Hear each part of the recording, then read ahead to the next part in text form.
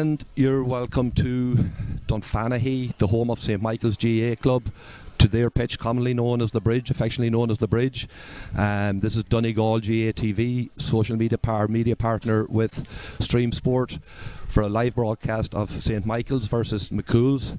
St Michael's and McCool's played out already this year, played a draw in the league, and both teams will be looking to up on their performances from last year. St Michael's will certainly feel aggrieved having lost a county semi-final to Dunloe by a scoreline of 9 points to 8, so they'll be looking to go one step further, while McCool's went out at the prelim quarter-final stage last year to Gweedore on a scoreline of 18 points to 8, or 16 points to 8. So we should have an exciting game in store here. Join us on Donegal TV, media partner of Stream Sport. Thank you. At Michael Murphy Sports and Leisure, we cater for everyone, from top sporting athletes to relaxed casual sporting individuals and everyone in between. We also provide a large range of teamwear services and cater for schools and clubs. Orders can be customised to your specification to suit your individual needs. From clothing to equipment, we've got you covered.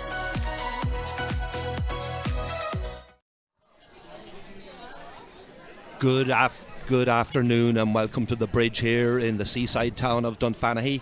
It's the opening weekend of the Michael Murphy Sports and Leisure Sports and Leisure Football Championship here in Donegal, and we've an interesting pairing for you here today in our first round tie. Two sides with realistic ambitions to go as far in this year's championship. The experienced home side, St Michael's, will go head to head with the youthful Sean McCool's club. Join me on commentary this afternoon is Termon native, the very knowledgeable Hugh Harkin, and Hugh might give us a rundown on yesterday's game between Killybegs and Termon and Fintra if he wants. He may not want to do that. A game where the fishermen outgunned the current league champions Termon, and we'll talk more about that later. So Hugh, exciting to be here for this game down at the Bridge today. A lot of questions unanswered and waiting. We're looking forward to a really good game. Yeah, Brendan, absolutely looking forward to a good game. I suppose we're all looking forward to the club championship now with the new rules and to see what's going to come in with that. And look, today you have two teams at kind of different ends of the spectrum. A very youthful McCool side against a really hardened, seasoned St Michael's side in their home patch. So I hope we're in for a great Irish football, Brendan. Yeah, hopefully we are. And you know, beautiful pitch here down in Dunfanaghy, affectionately known as the Bridge. I suppose that a lot of the talking before the week, Hugh, was in relation to the two county stars, Michael Langan for the home club St Michael's and Oisín Gallen, commonly known as Farah, for the McCool's club.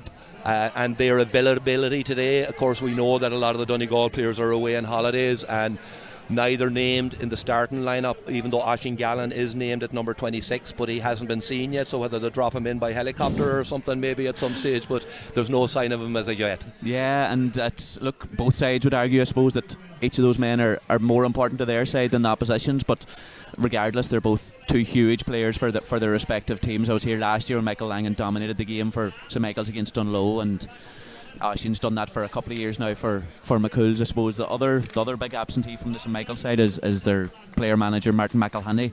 Not talking out player Martin's experience would be crucial in the likes of today, but he'll be on the line for them, and I'm sure that'll be a big help for them as well. It will indeed, Hugh. Yeah, no, it's a huge loss. Martin not available because he's been playing really well for them, and you know, you look through this St Michael's team, and we'll name the team in a moment, so we will, and you know, it's full of experience and power and strength, and you just wonder, you think back to McCool's exit from the championship last year at the hands of Gweedore, and it was an element of them being physically bullied there, and they'll be hoping that they've learned from that to move on today. Absolutely, and look, we would have seen that in Fintra to a certain extent last night, and even in All-Ireland final, that physicality and aggression can set the tone for a game, and it can definitely spook a younger side. So as you say, McCool's will really be looking to have built on that from last year, though I think they're that bit further down the tracks. I think whatever they're expecting today, they'll not be expecting to get bullied by St Michael's. They'll be expecting that this game goes down to the last 5 or 10 minutes and that they're in a championship match for the full 60, Brendan. Yeah, great Hugh. And listen, we'll just run through the teams now. Firstly, the St Michael's team. In goals is Oisín Cannon, who has played throughout the league. Of course, Mark Anthony McGinley, former Donegal county keeper, is their sub-keeper today. Wearing number 28 and corner back is Oisín Langan. We're in number 3, Liam Paul Furry at full back, Jamie Hunter at left corner back. Paddy McGinley wears number 5, Stephen Doak, centre half back, wearing number 6, and Michael Cannon wearing number 7 at left half back. Kieran Kelly and Colin McFadden in the middle of the park for St Michael's, and then you have young Max Rorty at right half forward, Daniel McLaughlin, the experienced Daniel McLaughlin at centre half forward, and Michael McGinley, again experienced, at number 12. In the full forward line then, Carlos O'Reilly is top of the right, wearing number 13. Kyle McGarvey wears number 14, the big Kyle McGarvey, and Patrick McGinley wears number 15. So a really experienced, strong side there for St Michael's. And then just looking at the McCool's team, Owen Gallen, brother of Oisin Farah Gallen, plays in the nets, wearing number 1. Young Rory Callaghan wears number 2. Conor Griffin wears number 3. And young Finn McGinty wearing number 4 at left corner back. Sean Martin wears number 6 at centre half back for McCool's. Cian Mulligan at number 5, and Fintan Griffin wears number 7 left half back. In centre field you have Luke Gavigan, of that famous Gavigan name here in Donegal football, wearing number 8, and he's assisted in midfield by Joe Boyle wearing number 9. Chad McSurley wears number 10, Jamie Keegan wears number 11, and the industrious Conor McGinty will wear number 12 for McCool's. And top of the right then is the wee man Kevin McCormick, high scorer for McCool's throughout the league campaign, wearing number 13. Aaron Kelly wears number 14, and the experienced Martin O'Reilly wearing number 15. So there you have the two teams, Hugh, and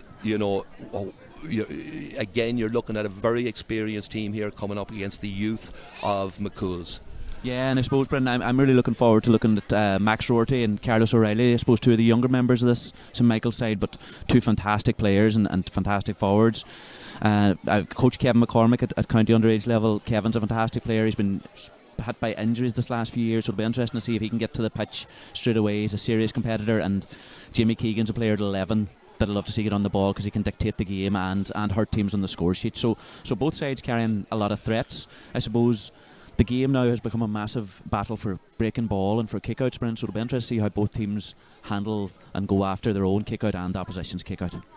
Yes, indeed, Hugh, and you just mentioned about the kick-outs there, and you've Oisin Cannon in the goals for St Michael's. They've been very happy with him the way he's been playing all year, and he's kept his place ahead of Mark Anthony McGinley, as we mentioned. And then you've Owen Gallen in the nets, and where do you see the key I suppose contests in this game today, Hugh, and where can it be won and lost? Yeah, well, that middle battle, and like I was at a few games, and Owen Gallen has a serious long kick out on him, but we're getting ready, I think, for the national anthem here. Yeah, we're going to stand now for the national anthem.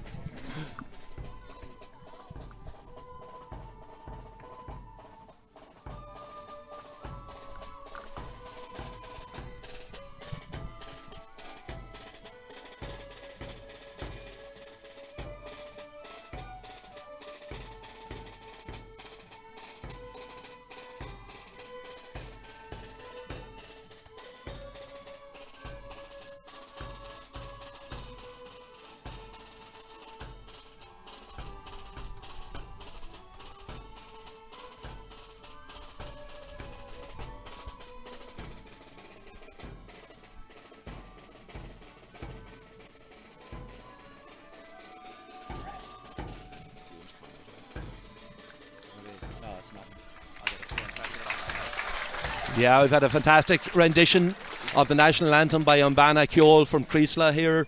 Young band playing us out with the national anthem, and we're getting ready to set to go here. McCool's are in a huddle getting last minute instructions from their manager Gary McFadden, while the St Michael's subs leave the bench here, or leave the field here to take the bench. So we're nearly all ready to go. It looks like James Connors, is it, that's refereeing? No, he's doing the linesman. He's doing the line on the far side. I'm not sure who it is, Brendan. We'll come up with that in a minute. Just looking to see if there's any changes on the starting 15. Just looking at Kyle McGarvey at full forward, a huge man for St Michael's, and it'll be interesting to see if they decide to go the directorate, because he looks like he'd be a handful in there. He's a big unit, certainly, so he is, and you have the classy Carlos O'Reilly, and beside him a really talented player who has played Sigerson for ATU over the last number of years. St Michael's will be playing. McCool's are playing into the town end goals to our left here in the first half, with St Michael's to attack, and we'll call it the seaside goals up the other side of the field. So I think McCool's are coming with a little aid of the breeze maybe, but it's died down actually even since the reserve game. But McCool's will have some of the elements in this first half. And the final thing, Brendan, just before it throws in some interesting subs there, you have Mark Anthony McGinley and Eddie O'Reilly and Paul Johnson, three serious options for St Michael's off the bench if they need a sub-keeper, and Eddie O'Reilly's a brilliant forward. So it'll be interesting to see how many subs both sides use. Yeah, and the strength of depth of squads is going to be crucial over the course of the championship. So then the ball is thrown in, and it's contested in the middle of the field, and that man Conor McGinty, wearing number 12, gets his hand on straight away. He lays it off to his pal Sean Martin. Sean Martin moves the ball around Kevin McCormick, comes around, tries to get on his right foot outside the 45. Kevin McCormick takes a touch, he plays it back to Conor McGinty. Conor McGinty looks what his options are inside, but St. Michael's are all set up and trying to force a turnover. It's now in the hands of Fintan Griffin. Fintan Griffin plays the ball out to the wing. Kevin McCormick is back in touch again on the far side, so he is trying to come in. St. Michael's have their defensive structure set up. There's a runner coming in here now. Jamie Keegan wins the ball back, and Jamie Keegan gets the first score of the game with his left foot. A really well worked score. Brilliant football by McCool's, Brendan. They worked St. Michael's over and back. Kevin McCormick got his hands on the ball a number of times, worked the ball into Chad McSorley, and Jamie Keegan came off his shoulder. Textbook score. Sheen Cannon with the kick out, he tries to go short with it. He's very successful on that. The McCools were putting a press on it, but Sheen Cannon did really well to beat it, and the ball is now in the hands of the experienced Liam Paul Ferry. He plays it out, but he plays it over the full forward who has drifted out to the middle of the field, Kyle McGarvey. But the ball is now in the hands of St. Michael's. They're coming up this right wing with their right half back Paddy McGinley. As he solos the ball, he takes a touch, he looks up to see what his options are. He gives the ball to, is it Daniel? Oh no, it's Max Roarty that is on the ball now. Max Roarty takes a touch, looks, gives it back, trying to get a feel for the game. Stephen Doak, again a very experienced player, has a number of years been a stalwart for St. Michael's. He plays the ball over to Michael Cannon, again another experienced player, and that's what we have with this St. Michael's team. They've experience all over the field. They're currently looking to see if there's any gaps in this McCool's rear guard, but there doesn't appear to be at the minute, so they'll probe again. They'll come back and over the field, and there's a kick pass there into the right corner forward, I think, which are the left corner forwards. Patrick O'Neill came out and won the ball, and the ball is now in the hands of Colin McFadden. Colin McFadden takes a touch again, looking to see what his options are. St. Michael's trying to work the ball into a scoring position, because I suppose the breeze is against them, and they'll be very familiar with it down these parts, so they'll know where their shooting range is, so they will, from years and years of kicking the ball into these goals. So and it'll be interesting, Brendan, it reminds me a bit of Killybegs yesterday. Well, are they really looking to score, or are they looking to play down the clock a bit here as well, because they're against the elements? Will they just be happy if McCool's aren't going to press out to maintain possession for 2 or 3 minutes, cool the game down, maybe get a shot away at the end, and then try and reset? Because again, this is showing their experience and showing their smartness, that they just keep the ball for long periods. They're not really going in to the D where they need to get the scores. They've put a lot of bodies inside here to leave a bit of room around the edges. I think the main thing there, and you're 100% correct, is that their shooting efficiency is spot on. So it is that they're not just taking wild shot, high risk shots and putting themselves under pressure. They'll be happy to play this ball around until that opportunity presents itself. I suppose it's up to McCool's then to come out and press them and to try and force a turnover, get the ball up the field. Yeah, and it's again, like I would say, the emphasis here really is on McCool's, to, when St. Michael's get to a sideline on one side or the other, to get aggressive and go after the ball, because I think St. Michael's will be more than happy to keep the ball. That's our first bit of contact in this attack. First bit of contact, and it's now the Carlos O'Reilly, the ATU student, played Sigerson the last number of years with ATU Donegal, and is back with Colin McFadden now, who has a bit of space, and the ball is played over the field to centre half back Stephen Doak. Stephen Doak plays it around again, and we're back to the same rhyme again of moving the ball over and back across the arc, looking for that opportunity, and it's now in the hands of Daniel McLaughlin. They'll be looking for big things from Daniel McLaughlin. He's having a super year. Colin McFadden weaves in and out of a couple of tackles, takes a shot, and it just goes narrowly wide. First wide of the game for St. Michael's after a sustained period of possession. 3 minutes, Bryn, that they held that possession for, and again I'd say they're very happy with that. That's 3 minutes off the clock. They got their shot away and they're set up for the kick out, and they'll go after this hard now, I'd imagine. Well, and Oisín Gallen with the kick out now, looking to see what his options are. Playing with the breeze. St. Michael's have put a squeeze on. They've put 4 in the front line. They've actually put 5 in their front line to prevent any shorts, and they've gone along with it. And 2 McCool's lads crash heavy there, so they do. 2 guys going for the same ball, number 7, number 2. So you're looking at Fintan Griffin and Rory Callan, both going for the same ball, and nearly took each other out, and both of them midfield the effects of that for a couple of minutes. Yeah, Fintan Griffin, look at his hands and his haunches there. He's definitely took a serious knock there, I would say. And then the next break and play, he'll be down for a second. That was a big hit. And there's Conor McGinty spreading a lovely ball across to Sean Martin. Sean Martin has a look at the post and kicks a massive score for a big it's a 1-pointer. The referee, I thought it was a 2-pointer. The umpire put up the white flag. The referee is consulting with them there, but he looked to be well outside the arc, for my opinion. It was a brilliant kick. Maybe the goalkeeper got a touch to it, but I don't think he did. No, I think that should be a 2, but we have no confirmation from the umpires. It was the white flag that was raised, so we'll have to go that it was just a 1-pointer. And now the referee has asked the St Michael's goalkeeper Oisín Cannon. He's wearing a white and red jersey, which is clashing, of course, with the McCool's white jersey, so the referee has asked him to put on a bib on that to make it more identifiable. But a brilliant score from Sean Martin. Brilliant score by Martin. Brilliant ball by Conor McGinty to the outside of the foot. And there's the orange flag gone up now, so we're talking about a 2-pointer. Yeah, I was thinking it was too far out. A brilliant score by McCool's. They won their kick out, moved the ball quickly to Conor McGinty at centre half forward. He moved it out, and a brilliant score by Sean Martin. Yeah, and they'll be looking to get as much ball through the hands of Conor McGinty, because he's a real skillful footballer who can play that kind of pass all day and knows how to get on a lot of ball in the middle third. But that kick out on this occasion is won by number 8, the Kieran Kelly for St Michael's. He plays it quick, is played out the field here to number 12, Michael McGinley. Michael McGinley moves the ball. He looks up to see what his options are. Kicks a great ball into Daniel McLaughlin. Daniel McLaughlin out in front of his man, been marked by Cian Mulligan. Daniel McLaughlin looks to come outside. No room there. He's well shut down. Ball is played back to Carlos O'Reilly, and now it's out to Patrick McGinley. Patrick McGinley plays across to Michael Cannon. Michael Cannon looking for for Stephen Doak. Stephen Doak outside the 45. He solos across it, just looking to see what his options are. Again, plays the ball across now, this time to Michael Cannon. Michael Cannon with a bit of space on this side. He slips inside one tackle, and again he has to go wide. He goes wide, he takes a pot at it, and he kicks it, and then again it goes tails wide. Good pressure from the McCool's back, but that's a second wide of the game for St Michael's, and they'll be disappointed not to have come away with a score there. Yeah, and Michael Cannon did brilliant work to get away from what looked like 3 McCool's men and get a good shot away, and it was a high percentage shot, so he was right to take it, but just didn't execute it on that occasion. And now the kick out was one short kick out again. They got away again. Really good from from Owen Gallen to get it to Cian Mulligan. The ball again is in the hands of that man Conor McGinty. He gets so much ball in these games, so he does, and 9 times out of 10 takes a right option with it. Ball now in the hands of Fintan Griffin. Fintan Griffin moves it across. It's with Kevin McCormick, the small diminutive forward. He's looking for what options are available to him.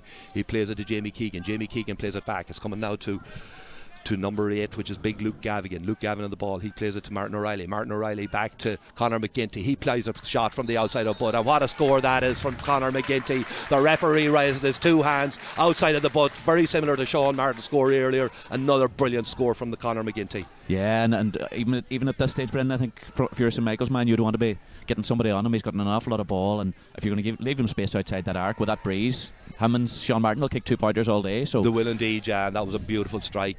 Again, really good play there from St Michael's to win their own kick out.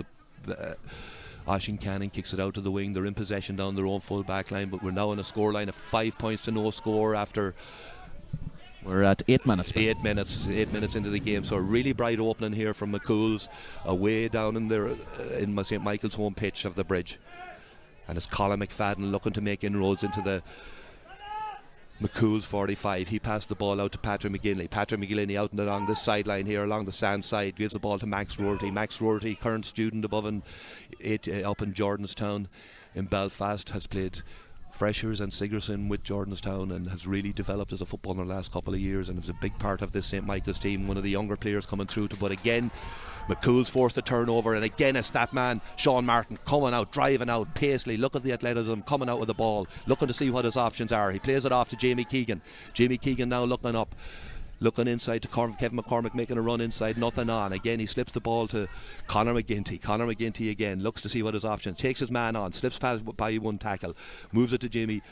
The ball is back with Jamie Keegan through Kevin McCormick, but on this occasion a brilliant turnover. Great from defending by St Michael's. Defense. And a good attack and a good quick attack from McCool's there, but St Michael's scrambled well, and Jamie Keegan took the ball into contact and got the turnover. He did indeed, yeah, and really good play from St Michael's. Important for them that they got a turnover there, and as Daniel McLaughlin did really well driving out of defence there.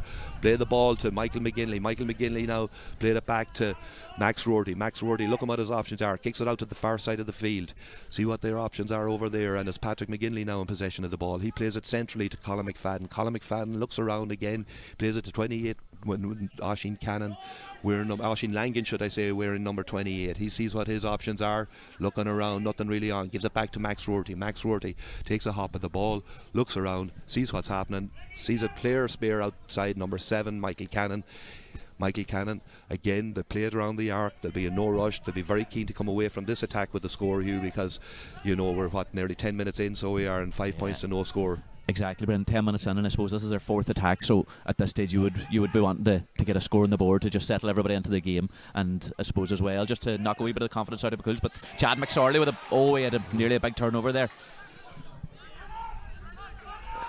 Yeah, and the ball is back now with Max Rourke.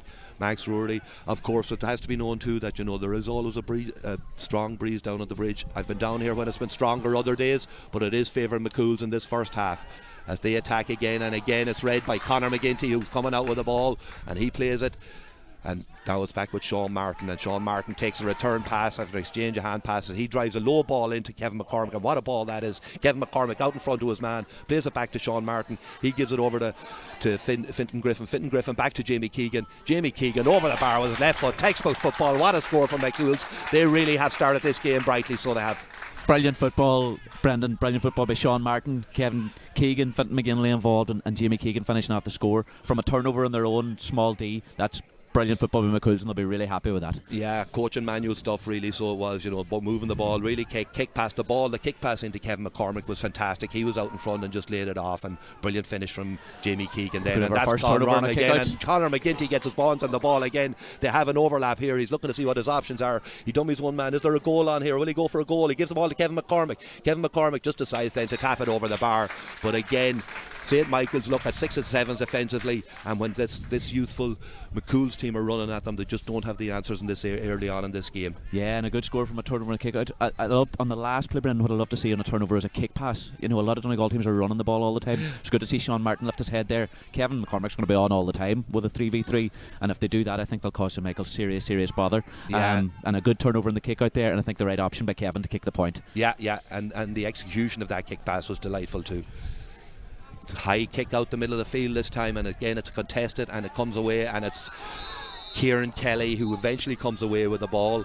There was a late hand that went in, and the referee is looking to speak to someone now to perhaps give them a tick. I don't think it'll be a yellow card or anything, but an important possession for St. Michael's as they trail 7 points by 7 points here. And we're how long into the game now, Hugh? We have 12 and a half minutes into the game, and they'll not panic because in the new game 6 or 7 points isn't massive, but I think what's a bigger issue for them is that they're just not getting a score on the board at the other end, and they'll be looking to change that now in this attack. Yeah, and they're not, to be fair to McCool's, they're defending really well, so they're getting plenty of bodies back into that defensive area, putting pressure on the man in possession and making it very difficult. But now Stephen Doak has slipped past his man, so he has created a bit of space inside the D, the top of the D, so they are the back outside again, back out here, and again they're gone wide again, and it's Colin McFadden now in possession of the ball. He moves the ball, and again there's a slip there from Michael Cannon, but he recovers himself in time to get control of the ball again, and again they're playing the ball around this arc here, looking to see what their options are. Again, bearing in mind that there is a fairly strong breeze in favour of McCool, so they have to correct the right shot, select the right shooting option when they do get it. But again, good pressure from the McCool's defence, but that time the referee judged it was a free. It's kicked out this time to Michael Cannon, who has a bit of space in the wing. Max Rourke now comes in from the wing, makes a run, beats the tackle with his left foot, attempts to put it over the bar, but again it goes wide, and that's their third wide. Again they leave with no score, Hugh. Yeah, and McCool's will be very happy. They're setting up in a very narrow block. I suppose they know that probably 25 metres is your range for shooting in those top goals. They're happy to let St. Michael's come in there, and then they're getting serious pressure in the ball, and even there Max Rourke, who's pulling the trigger, there's men on his feet. So good work again by McCool's. Yeah, excellent. Yeah, spot on, Hugh, again. And then it's a kick out here from from Owen Gallen. He finds Conor McGinty, who drops deep, and you mentioned it early in the game that St. Michael's haven't picked Conor McGinty up. He must have had 10 or 12 possessions already in this game easily, so he has, and of course he's that there's another one now, involved in so many of their scores. He moves the ball. There's a question always about tagging too many men, but I think you've got to pick up a couple of key players for McCool's. And now you have Luke Gavigan trying one from long distance, not as successful as his two friends Sean Martin and Conor McGinty. This one tails to the left and wide, and I think that's McCool's first wide of the game. That's McCool's first wide from 6 attacks. Bryn, which is serious efficiency, and even there I think that was the right option by Luke Gavgan. He had space and it would have been a 2-pointer if he'd got it, so he was right to go for it. Right option, wrong execution, we'll say on that occasion, Hugh. Yeah, spot on. So kick out from, again, gone deep out into the middle of the park to be contested, and again the ball is broke down, and it's that man again, Conor McGinty, who picks up the breaking ball. He plays it out to Fintan Griffin out in the wing here, and now it's in possession of the Joe Boyle. Joe Boyle moves it to Sean Martin. Sean Martin, of course, part of the development squad with the senior team this year. Ball in again to Kevin McCormick, who finds Sean Martin. He tears through on a fabulous run through the heart of the St. Michael's defence and fisted over the bar. And what a start of the game Sean Martin is having here too. You read that's 3 points he's got now, a 2-pointer and 1-pointer, but again been very involved. But going back to the breaking ball in the middle of the field, Conor McGinty picking it up again to start that move. Yeah, and those three young under 21s or under 20, some of them having a massive impact in this game. And Sean Martin, a brilliant 1-2 with Kevin McCormick, and just ran the legs off Michael McGinley and fisted his score, which again was the right thing to do. And again, keeper goes short, and if Michael keeper goes short, the ball is won under a bit of pressure though, and that should be a foul. Yeah, free out. He takes the solo and go, moves the ball out here to Oisín Langan. Oisín Langan with a bit of space to attack on this side of the field. The ball in the hands of Colin McFadden. He takes 1 solo, takes 2 solos, have a look up each time to see what's ahead of him. There's nothing much showing for Max. Daniel McLaughlin comes off the shoulder. He plays the ball, and it's now in the hands of Kieran Kelly. Kieran Kelly gives the ball, and it's number 13. It's gone out for Carlos a 45. O'Reilly. It was Carlos O'Reilly who ended up. It was a really slick move, and the referee is signalling now that it's a penalty, that there's a judge that there was a foul. So it's a penalty for St. Michael's. This could be a massive score in the context of the game. Rory Callan, I could be wrong, came across with a kind of diving, sliding tackle rather than going with his hands, and St. Michael's appealed it straight away, and the ref, in fairness to him, called it. So this is a massive opportunity for St. Michael's to kickstart their game, Bren. Huge kick, important kick, and it's Daniel McLaughlin, I think, that's standing over. Yes, the experienced Daniel McLaughlin, of course, player manager, joint manager of Martin McElhenney, and you know, we're currently trailing in the game by 8 points to no score. We've seen some fantastic football from McCool so far, but this is an opportunity for St. Michael's to get back into the game. It'll be a huge score if they can get it, particularly playing against the breeze. Daniel McLaughlin takes 5 steps back, 6, 7, 8, looking down, has a look. Oisín Owen Gallen to beat with his left foot. He steps up to it and he puts it. It hits the upright and it comes out. It hits the upright and it comes out. No score, and the ball is in the hands of the McCool defenders. How unlucky was Daniel McLaughlin there, because it hit the inside of the post and came back across the post. And I think it might even went behind the goalkeeper as Owen Gallen had dived. So that's an amazing bit of luck for McCool's, and really hard luck by Daniel McLaughlin. And look, straight away now you're thinking, if McCool's can score from this, it's a 4-pointer, maybe a 5-point turnaround. It'll be a massive score if McCool's can go up the field and get one, Brendan. And it's the experienced Martin O'Reilly carrying the ball at this stage up the field. He looks at his options. Sean Martin is coming up the left wing here, totally unmarked. You can't. He collects the ball, looks up again to see what his options are, comes inside his man, he's at the top of he's going to have a pot. It looks pretty good. No, it just tails to the left and wide. The referee or the umpire is signaling that it is a wide ball, just by a hair's breadth gone wide. Good effort by Sean Martin, just didn't collect it right. Yeah, and Sean, his wing back is named at 6, but to be honest, he looks like he's playing right half back, but there on that occasion he pops up at left half back from that broken play from the penalty. So a really hard man to handle, in fairness. Yeah, fantastic athletic player, great athleticism, so he has. And again, the ball is kicked out the middle, and again it's McCool's that win it this time. Fintan Griffin clears the ball, moves at pace up the field. The hand of the ball now is with Jamie Keegan, centre half forward, back with Conor McGinty again. He's having a look at the post now, and he's another pop, but again that one's going to tail wide, so it is. And that's their 3rd wide of the game. That's I think their 3rd wide, and 3 in the last 4 attacks, Brendan, have gone wide. So just from a McCool's point of view, after such a brilliant start, that's a couple of 2-pointers they've gone for now. Should they just be focusing on keeping that scoreboard ticking over, maybe work a 1-pointer now and just get a score? Yeah, I agree. You could just keep taking your scores when the 2-point chances present themselves. You have, of course, if you can take them, you take them. But they just seem to be forcing a couple of issues now, and the referee has decided that the goalkeeper, Oisín Cannon, has been time racing, and he's going to go in now and hop the ball. Kevin McCormick is closest to him. He'll hardly be the man that'll contest the hop, so he will, but we'll see.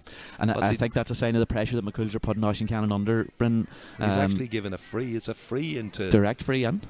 McCool's. Oh, that's a big turnover. So McCool's have won 3 of 7 kickouts, and this is the 4th of 8 now that McCool's are going to get a score out of. So again, with that breeze or against that breeze, it's really tough on Oisin Cannon, and McCool's are putting a squeeze on. And when you see a keeper taking too long, it's usually a sign that the opposition are on top out in the middle of the field. Yeah, and again now Oisin, I don't think he'll dilly-dally. That's this long over this ball. He'll just look to see what his options are, and probably should just go long and see can they win that dirty ball battle out around the middle of the field. He does. He goes long. It's out towards the left-hand side here, but again it's won by McCool, so it isn't as big.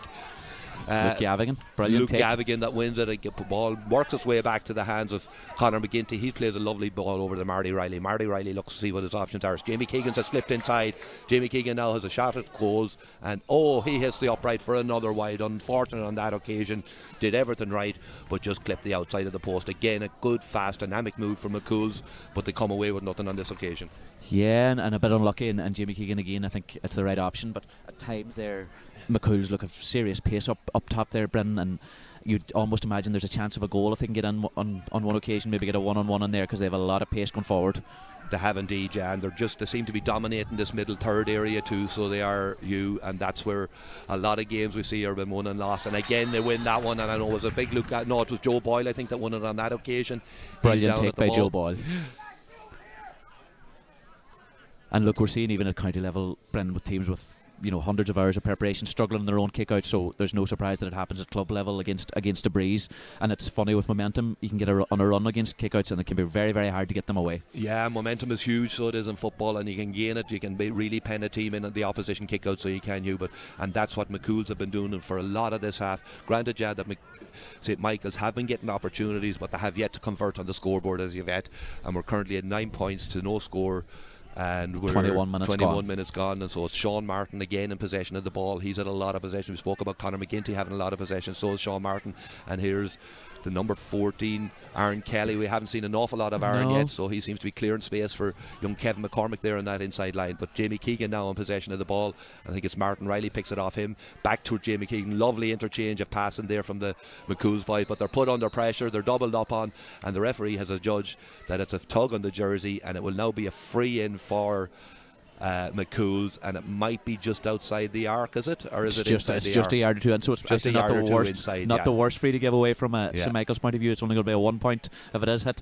And even Brendan, at 9 points, I don't think St. Michael's will be overly concerned. If they can get in at around 8 or 9, I think they'll be happy enough. But I suppose they would want to get their hands on a ball. It's, I think, 5 kickouts in a row now, or 4 kickouts in a row McCool's have won, and you just get that sense that they've been penned in, so they really need to get their hand on a possession very soon. Jamie Keegan again, that hits the upright. That's twice they've hit the upright, and of course the penalty miss up the other side of the goal, so the uprights are having a say in this match early on today, so they are but now St. Michael's coming out with the ball. Max Rory gone very deep to pick it up the wing half forward, but he's been put under huge pressure as McCool's put a huge press on, yeah. Michael's trying to get out with the ball, and it's Jamie Keegan, and now it's really working hard, making it very difficult for this to play out. But eventually the ball is moved out, and it's number 5, which is Patrick McGinley, that has the ball now, and an opportunity now for St. Michael's to get up the field. So it is. This ball is played in front of Colin McFadden. Colin McFadden takes the ball. The pitch is open in front of him. Daniel McLaughlin has made a run too. Colin McFadden pits the ball low, and it comes off the post again. I think it was a combination of a save and a post. It comes off the butt of a post. Absolutely brilliant chance, brilliant move from St. Michael's to move the ball up the pitch at face, but it no luck again when it hits the butt of the post. No, you were starting to think it's one of those days. Liam Paul Frey did incredible work on his own 6-yard line, been pressed by 2 McCool's men, turned them and got the ball to Colin McFadden, and a brilliant shot by Colin. And again, I think O'Gall might have got a touch on that, you're right, and again inside of the post, and it just fell to McCool's man. Yeah, and ball back in possession now of McCool's. Rory Callahan playing around, looking to see. It's the first time most of McCool's action has been done at high pace, but now they're playing a slow based attack. Ball is played out to the wing here to Conor Griffin, left-footed solo, looks up, see what his options are. Kevin McCormick takes him on. He slips inside his man brilliantly. Lovely skill from the wee man. Kevin McCormick beats another man. The referee has decided it's going to be a free in. Give him the advantage. It wasn't happening. Really good play from Kevin McCormick, and what a corner forward he is in a handful. He'll be for any cornerback that comes across him this year. A brilliant player, and that low centre of gravity, a real magnet for frees for a team. If he gets a player one-on-one, once they put a tackle in the hands nearly around the shoulder straight away, and it looks like a free. But interestingly, McCool's have only scored twice, Brendan, since the 11th minute.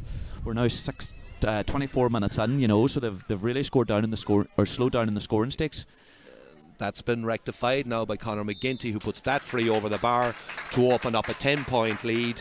And they really are in well control of this game. Yes, then you mentioned that the breeze, and St. Michael's obviously will know how to play that breeze in the second half with the experience they have of playing in the bridge here, but they won't want it slipping much further. No, that's another good score by Conor McGinty, and again those three young men, McGinty, Martin and McCormick, having a big influence in this game, Bryn. And again, the ball is kicked out the middle of the field, broken by McCool's, but won by St. Michael's, and they have now earned a free in the middle of the field. It's a quick pick and go.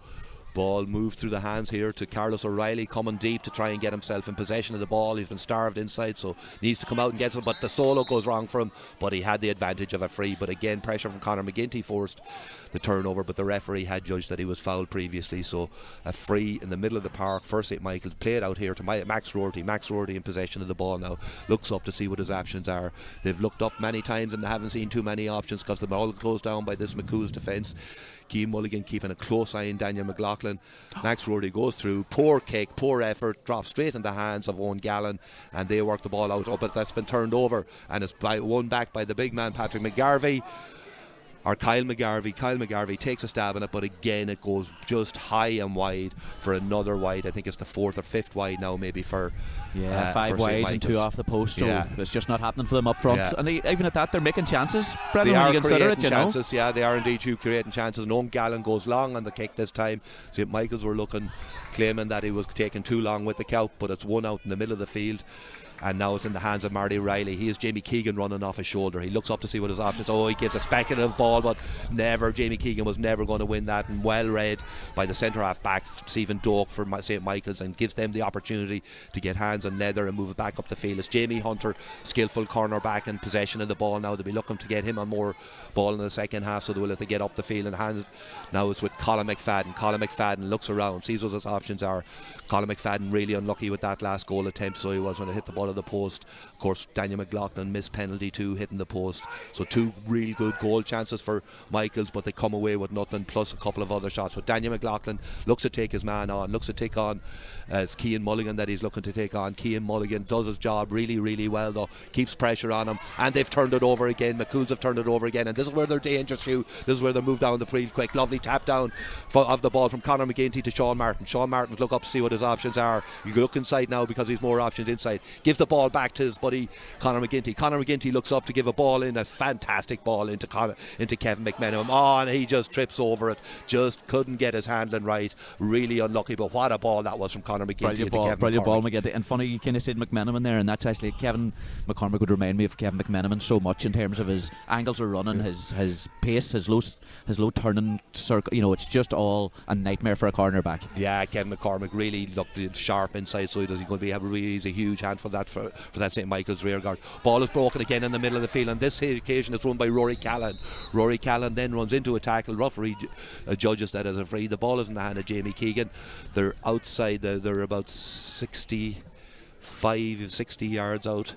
Is it too far? Is there someone going to go up and try and hit this over? Yeah, the game's live. They've just kicked it across to Sean Martin. Sean Martin back in possession, and it's back now. They look for Conor McGinty. Conor McGinty looks up, hand passes the ball to full forward Aaron Kelly. Aaron Kelly punts the ball in, or hand passes the ball in, and the ball is with Fintan Griffin. Fintan Griffin looks to see what his options are. It's back out to Aaron Kelly. Aaron Kelly looking around. Rory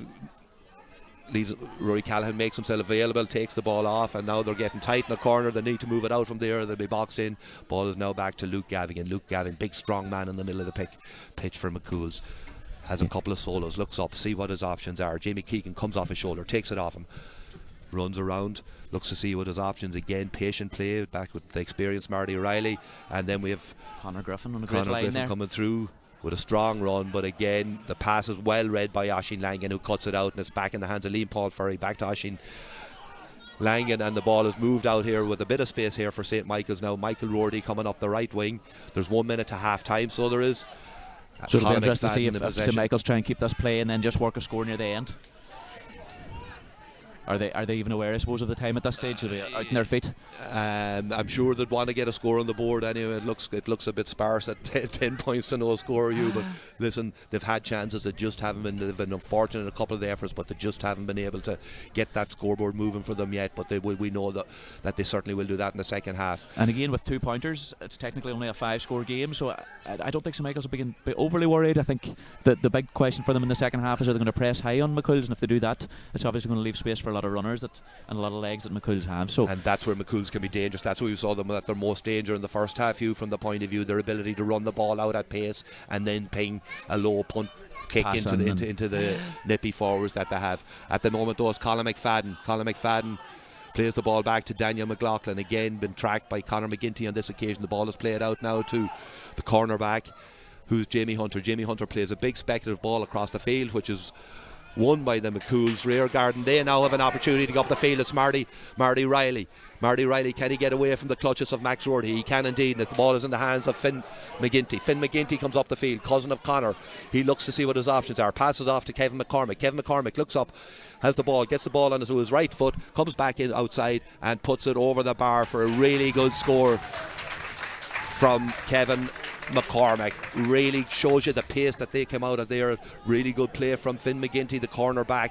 Just drove, looked to get the run from Kevin McCormick. He made the run. Kevin McCormick shimmied one way, shimmied the other way, and able to get the score away then. Brilliant, and again, textbook football from McCool's. They disciplined in defence, but still got the contact on St Michael's and a brilliant counter-attack. And now they've won this kick-out, so they have. Again, strong defending there from Conor Griffin, but this occasion Carlos O'Reilly gets away. And he takes the right option, puts it over the bar for St Michael's first score of the game, and that gets them on the scoreboard. Really good play from Carlos. He thought about it. I think he'd goal on his mind for a second, but he thought, I'll just knock this over the bar, get us up on the scoreboard. Yeah, and you know what, just on the stroke of half time they definitely needed that, Brendan. That's a smart play by Carlos O'Reilly. Yeah, top player. So we've had a really interesting first half here. We've seen some fantastic football, particularly from McCool's, and the pace that they moved the ball up. And we saw them early scores, from Sean Martin, from Conor McGinty. I think they got 2 2-pointers, really big scores. So they were, and then when they moved the ball through the hands, that dynamic inside forward, particularly Kevin McCormick, has been really, really good. So he has shown for every ball, getting out in front of his man and kicking the scores then. So really good first half, so from McCool's point of view. Yeah, I think McCool's a bit delighted with that, and as you say, them 3 or 4 key men, the 3 you mentioned along with Jamie Keegan, have done their thing. But I think in fairness to the likes of Joe Boyle and Luke Gavigan in the middle of the field, Finn McGinty or Fenton Griffin at wing back, and for breaking balls, McCool's have dominated St Michael's kick out. The question is, if St Michael's get the ball, can they do the same now in McCool's in the second half and put a real squeeze on them? And I think my fear would be, if they do that, McCool's can break a few lines with the players they have and look to get scores at the other end, which St Michael's struggled to do there for 31 minutes. Yeah, certainly a lot of food for thought in the St Michael's dressing room at half time. Martin McElhenney and Daniel McLaughlin will a lot of thinking to do and a lot of sorting out to do. I think of the 2 managers, Gary Wilson will obviously be the more happy, so he will, from the point of view they seem to be playing more fluent up football. Now you have to say that St Michael's have been unlucky with the penalty strike and the upright, and Colin McFadden's attempted goal attempt hitting the butt of the post, but that doesn't count for anything on the scoreboard at the end of the day, so it doesn't. And deservedly McCool's go in leading by 10 points at half time, 11 points to 1 point. Yeah, it's a big lead for McCool's. Again, 5 scores or 5 2-pointers will bring this back, but I think St Michael's need to maybe get Edward O'Reilly on the field. They need to get a bit more aggressive on kickouts, and they need to get their hands on a whole lot more ball, and then decide whether they're going to press for the rest of the half. Yeah, and we'll be coming back to you with that second half, so we will, Donegal GATV, and we look forward to you joining us back after this break. Thank you.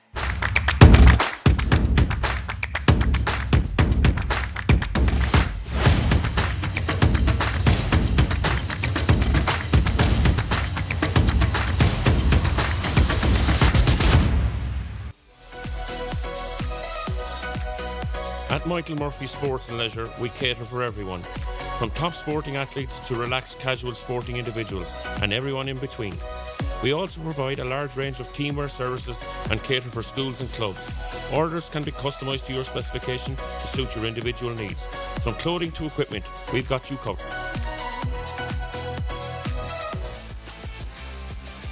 Structure set up. There's a runner coming in here now. Jamie Keegan wins the ball back, and Jamie Keegan gets the first goal. McGinty spreading a lovely ball across to Sean Martin. Sean Martin has a look at the post and kicks a massive score for a big it's a 1-pointer there. Luke Gavin on the ball. He plays it to Martin O'Reilly. Martin O'Reilly back to Conor McGinty. He plays a shot from the outside of Bud, and what a score that is from Conor McGinty. Fintan Griffin back to Jamie Keegan. Jamie Keegan over the bar with his left foot. Textful here. Will he go for a goal? He gives the ball to Kevin McCormick. Kevin McCormick just decides then to tap it over the bar. McCormick, who finds Sean Martin. He tears through on a fabulous run through the heart of the St. Michael's defence and fisted over. Auckland takes 5 steps back, 6, 7, 8. Looking down, has a look. Oisín Owen Gallen to beat with his left foot. He steps up to it and he puts it. It hits the upright and it comes out. It hits the upright and it comes out. Breeze are against that breeze. It's really tough on Oisín Cannon, and McCool's are putting a squeeze on. And when you see a keeper up the field, so it is. This ball is played in front of Colin McFadden. Colin McFadden takes the ball. The pitch is open in front of him. Daniel McLaughlin has made a run too. Colin McFadden pits the ball low and it comes off the post again. I think it was a combination of a save and a post. It comes off the butt of a post. No, so they've really scored down in the score, or slowed down in the scoring stakes. That's been passes off to Kevin McCormick. Kevin McCormick looks up, has the ball, gets the ball on his right foot, comes back in outside and puts it over the bar for a really good defending there from Conor Griffin. But this occasion, Carlos O'Reilly gets away. Carlos O'Reilly, and he takes the right option.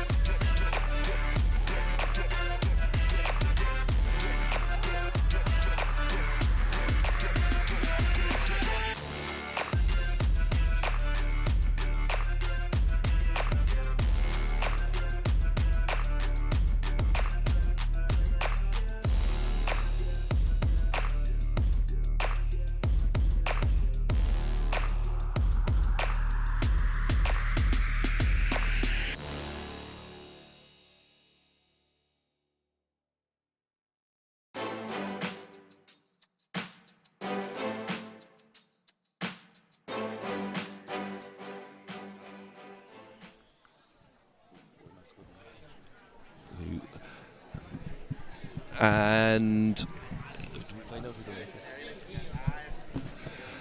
you're welcome back to the picturesque bridge here in Dunfanaghy, where at half time McCool's are leading by 11 points to 1. We've had some really top class football played by McCool's in that first half. Really dynamic, fast running, kick ball inside into the wee man Kevin McCormick in there.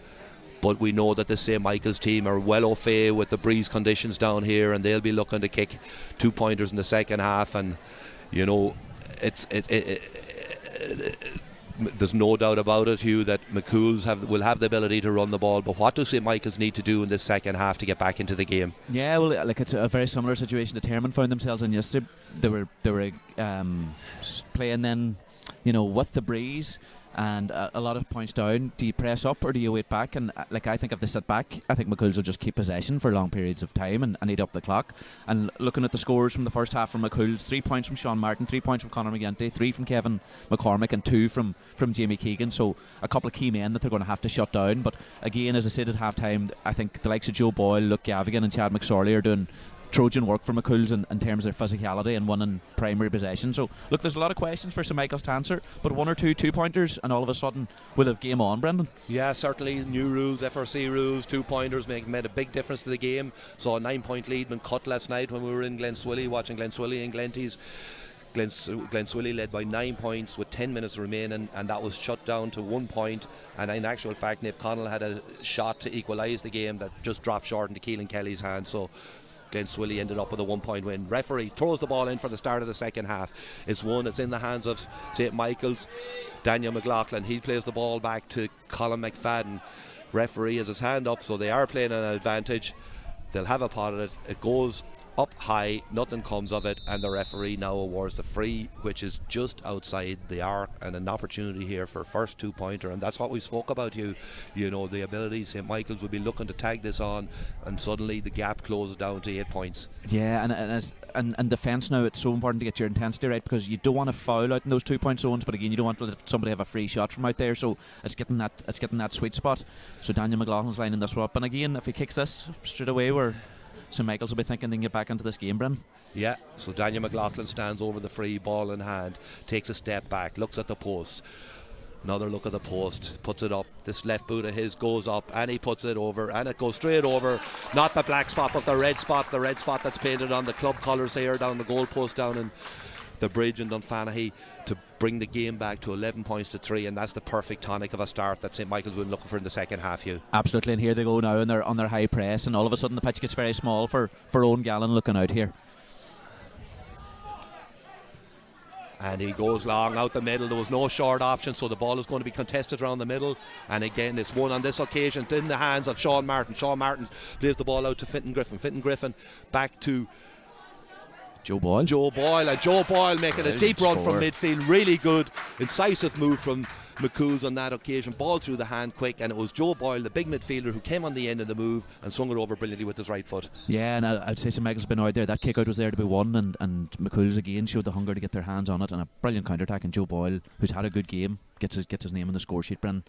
Yeah, a brilliant score, so it was. And again, you can see the dynamic pace of this McCool's team, and likes of Sean Martin, who wins that ball in the middle of the field, and they're back in possession again. Sean plays a delightful ball again into Kevin McCormick. Kevin McCormick runs at his man. He's turned back again, so he's turned back. He has to look out now to see what his options are. It's in the hands of Jamie Keegan. Jamie Keegan, centre half forward, plays the ball back to Sean Martin. Sean Martin plays it back to Luke Gavigan in the middle of the park. As you mentioned, Hugh, McCool's will be happy to keep possession of this ball until they create the best scoring opportunity they can get. Marty O'Reilly now the experienced player out in the middle of the field, and the ball is now in the hands of Luke Gavigan again. They play the ball around through the hand. Marty O'Reilly looks to see what his options are. Thought about a kick pass in, wasn't on, decided against it. Now plays it back to his centre half forward, Jamie Keegan. Jamie Keegan has a look around, plays it to Luke Gavigan. Luke Gavigan now moves it back to Conor McGinty. Conor McGinty back to Marty Riley, and he just solos across again, scanning up to see is there any option for a kick pass inside. They're not going to risk throwing the kicking possession away, so they'll hold possession. And now it's Sean Martin as he solos across the line out around the middle of the field, been tracked by Michael McGinley, and now the ball is in the hands of Joe Boyle, scorer of that second half point. He plays it on to Finn McGinty. Finn McGinty looks to see what he gives it to his cousin Conor McGinty. Conor McGinty to Jamie Keegan. Jamie Keegan takes a couple of solos. There is a bit of a gap there. He thought about it but decided against it. Now plays the ball back across the field, and I think it's Luke Gavigan who moves it to Marty Riley. Marty Riley to Conor McGinty. And we talked about his huge amount of possessions in the All-Ireland final for Paddy Clifford. I'd say Conor McGinty must be right up there. Yeah, he's heading that way. I know it's a 60-minute game, but he's had some amount of possessions in this game. He moves the ball again across to Luke Gavigan. Luke Gavigan plays it across to Murray. It's Aaron Kelly. Aaron Kelly now in possession of the ball, and again Conor McGinty breaks a line, moves it across to Luke Gavigan.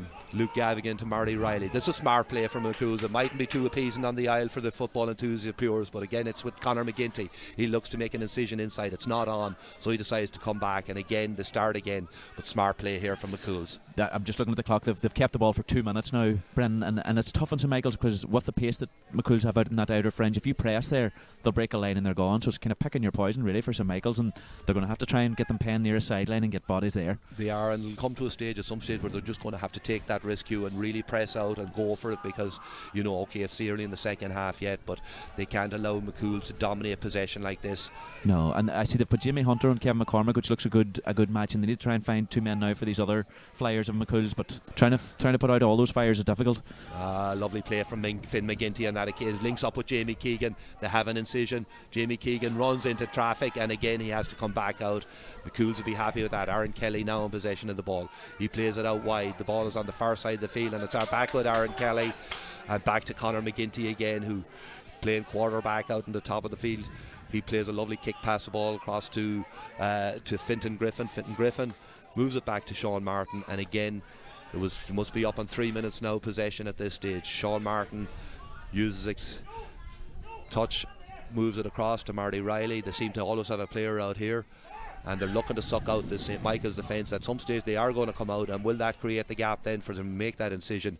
But they're moving, their handling has been really good, and you have to compliment them on the accuracy of their passing too. They're getting all the passes to the man. Sometimes when this kind of football is being played, if you get sloppy with it, you'll be punished, but they've been clean with their passing, and they've been very, very accurate with it in this occasion. So that's 3 minutes now, Brendan, where they've maintained possession of the ball, and again they're just eating into the clock as much as anything, so I'm sure they're very happy with this passage of play. I know there's a stat at county level, if you keep the ball more than 2 minutes you're less likely to score. I think if McCool's get this ball dead, they'll be more than happy with this regardless of what happens. And the ball is over the far side now. Conor McGinty went to take on his man. The referee correctly judged that he was fouled, so the awarded a free, and now there's been some dissent, and the referee Cahill Boland has decided that he's going to bring it in. He's actually gone in to speak to his linesman, or to one of his umpires too, and there's a couple of subs coming into the game now for St Michael's. Edward O'Reilly is one. He'll go into the inside forward line alongside his brother, and number 26. Don't have a number. We'll see if we can find that out. Yeah. But for St Michael's there, he hasn't brought it in actually. He was meant to speak with his umpire, but Cal Boland's had a good game. He's allowed a bit of physicality without things getting out of hand, and that's what you want in championship football, is a bit of an edge to it. So look, as I said, McCool's have a go at this. It might be slightly outside the range, but they're even set up for a counter-attack as it is anyway. So that is 4 minutes they head up of the clock there, Brendan. I think they'll be very happy with that start to the second half. Huge possession stats, so it is you. And now Conor McGinty stands over this free outside the arc, gets a thump on it, but never really made good connection on it, and it goes harmlessly wide on his side, and that's the first wide of the second half. Yeah, and again, I think McCool's are happy with that. They'll get set up. I think they'll not go too high a press in this kick out, because this man has a bit of notion, can go long, and you don't want to be caught out for goals. So we'll see what happens with this kick out. And Oisín Conlon, as you say, goes long, ball's out in the middle of the field, contested, and the sub who's coming into the game, there's been a clash of heads, and the referee is going to stop the game here for a moment, so he is. Yeah, it looked like Luke Gavigan there, making himself a nuisance of himself in there, and got his hands on the ball, and I think he was fouled, to be honest. So that's brilliant work on the opposition kick out by Yeah, Luke. They really are attacking it, particularly Joe Boyle and Luke Gavigan around the middle of the field, contesting everything there.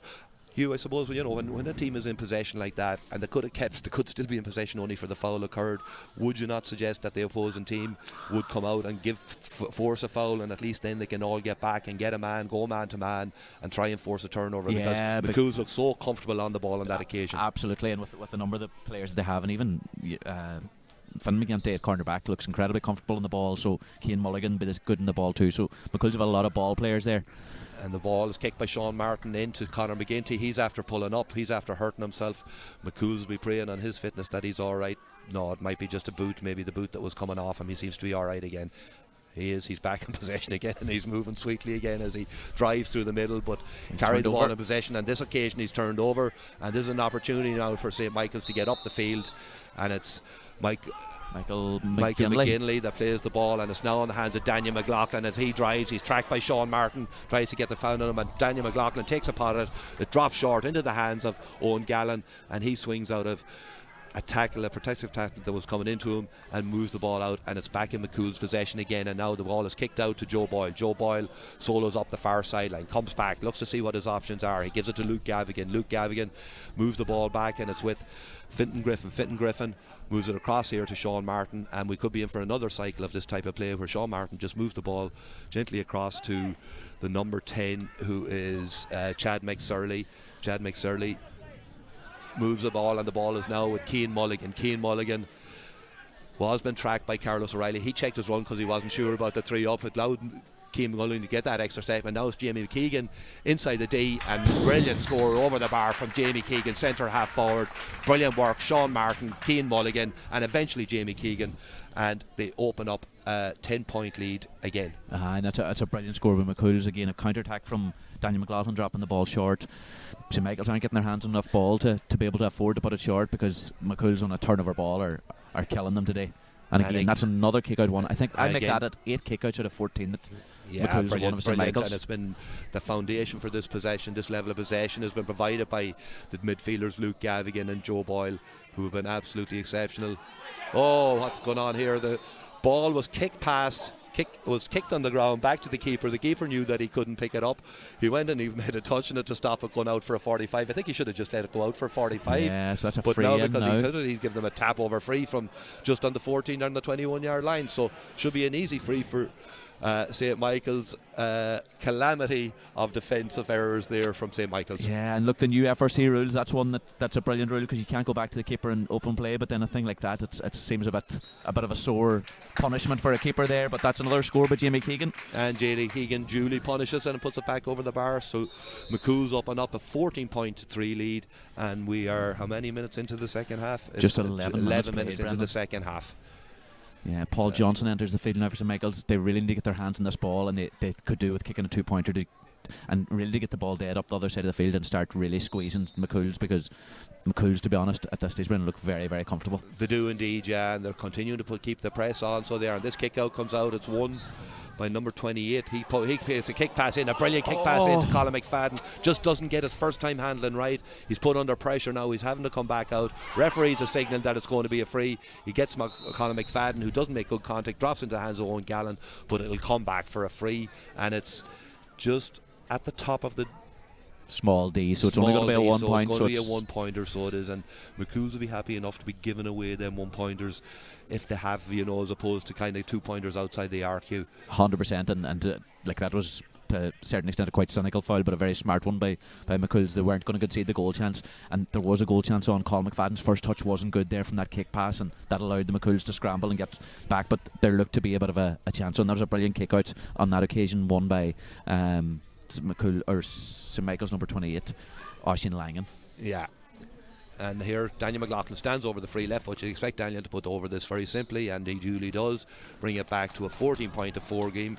And now we have Oisin Gallen lining up a kick out, and at this stage of the game we're 12 minutes into the second half. The pressure is beginning to come on St. Michael's. They really need to start getting their hands on more ball, because any time that McCool's get it, they'll be happy to retain possession, run down the clock and take their chance, then create a good scoring opportunity to take their chance. Yes, out to the middle field. High kick out the middle. Again, a big contest. Brilliantly won, I thought, by Colin McFadden, but the referee is adjudged that he was holding the McCool's man down and giving them a free. I would be in agreement there. I thought Colin McFadden did really well to get his body in there and did a brilliant take. I think he was split soaring him there, Cahill bowling. I felt so, yeah, but in any case, the ball is back in the possession of McCool's, and it's that man again, Conor McGinty, plays the ball to Sean Martin. Sean Martin plays it to Rory Callahan. Rory Callahan back to Conor McGinty. Luke Gavigan, and they'll move it around now and try and maintain possession. Jamie McKeegan, they're all comfortable on the ball, all these players around, so they are. Jamie Keegan looks to see what his options are. Of course, that Scotman Conor McGinty takes it off him again. He takes a touch, looks up to see what his options, looking to see who's making that run for him. It's Marty Riley, the experienced Marty Riley, beats the first man tackle and makes ground up on the far side. Looks to give the ball off. The ball is now with Kevin McCormick. He gives it back to Marty Riley. Good play this from McCool's. Can they get a score at the end of it? Marty Riley gets the ball and puts it over the bar, and that is fantastic football again from McCool's. You talk about working the ball through the hands, creating the opening, and eventually putting the ball over the bar. And it's that man, the brilliant Marty O'Reilly, part of the 2014 Donegal squad that got the All-Ireland final, and on that occasion did really well. Brilliant. I thought he stepped out behind the centre line to stay deep, to take the ball, and worked a 1-2 with Kevin McCormick and worked a brilliant score. That's class by Martin Riley. And we've a substitute on the McCool's team. It's Rory Mulligan that's in, and I'm not sure I didn't see who went off either. But we'll come with that if we can.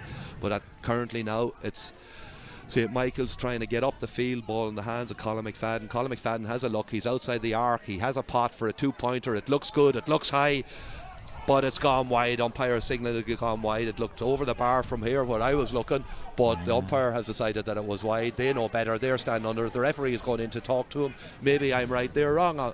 Hugh.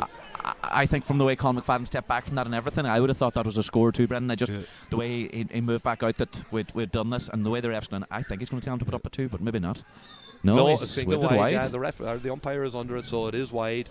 And again, another let off for McCool's on that occasion. So Owen Gallen with a kick out again to be kicked long. St. Michael's are doing a full press on this kick out. Obviously, they want to deter McCool's getting any position. We've seen the movement out the field. Sean Martin coming over here to this side trying to get his hand on the ball. Owen Gallen goes long. That's a fine thump of a kick against the breeze. It goes right out the middle, but it's won by St. Michael's, and they move the ball quick. It's in the hands now of Daniel McLaughlin. Daniel McLaughlin takes a solo, looks up to see is there any option outside. He's confronted by Rory Callan. Rory Callan makes himself big in front of him, doesn't let him get the shot off. The ball is back in the hands now of number 12, which is Michael McGinley. Michael McGinley gives it to Colin McFadden. Colin McFadden throws a speculative ball up in the air that's brilliantly won by Cian Mulligan, and now in the hands of Sean Martin. He looked to work the ball out, and it's now Rory Callan through the hand. Fitton Griffin now coming out and along the wing. Not much space for error here, but put under pressure by Michael McGinley, but he does really well, Fitton Griffin.